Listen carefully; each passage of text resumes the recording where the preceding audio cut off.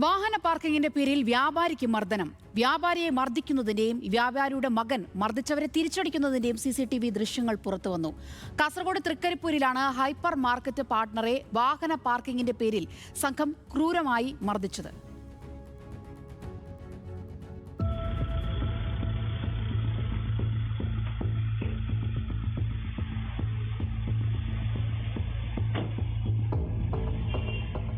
August 1 വൈകിട്ട് 8 മണിയോടെയാണ് തെക്കേ തൃക്കരിപ്പൂർ കരോളത്ത് സ്ഥിതി ചെയ്യുന്ന മൈമാർട്ട് ഹൈപ്പർ മാർക്കറ്റിന് സമീപത്ത് സംഭവമുണ്ടാകുന്നത്.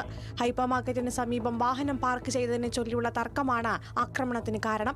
യാസ, മെഹറൂഫ്, ആസിഫ് എന്നിവരടക്കം 3 പേർ ചേർന്ന് പരാതിക്കാരനെ തടഞ്ഞു നിർത്തി കൈകൊണ്ടും കാലുകൊണ്ടും മർദ്ദിക്കുകയും വാഹനത്തിന്റെ ചാവി ഉപയോഗിച്ച് കഴുത്തിൽ കുത്തി പരിക്കേൽപ്പിക്കുകയും ചെയ്തതായി പറയുന്നു. അസഭ്യം വിളിച്ചു പറഞ്ഞ് കൊലപ്പെടുത്തുമെന്ന് ഭീഷണിപ്പെടുത്തിയതായും പരാതിയിൽ ആരോപിക്കുന്നുണ്ട്. ആക്രമണത്തിനിടെ പരാതിക്കാരന്റെ 17,000 രൂപ വില വരുന്ന കണ്ണട തകർന്നെന്നും ആരോപണമുണ്ട്.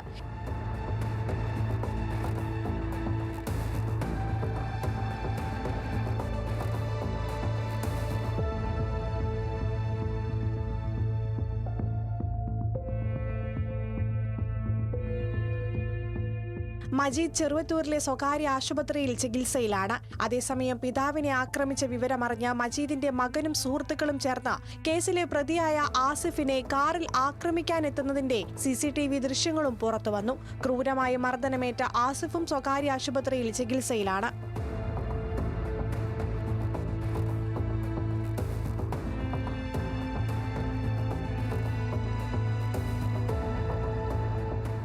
ആസിഫിന്റെ പരാതിയിലും വധശ്രമത്തിന് വ്യാപാരിക്കും മകനുമെതിരെയും ചന്ദേര പോലീസ് കേസെടുത്തു. ഇളമ്പിച്ചി ബക്കീരി മുക്കിലെ ഡി കഫേ റെസ്റ്റോറന്റ് ഉടമയാണ് മർദ്ദനമേറ്റവരിൽ ഒരാളും വ്യാപാരിയെ മർദ്ദിച്ച കേസിലും പ്രതിയുമായ ആസിഫ്.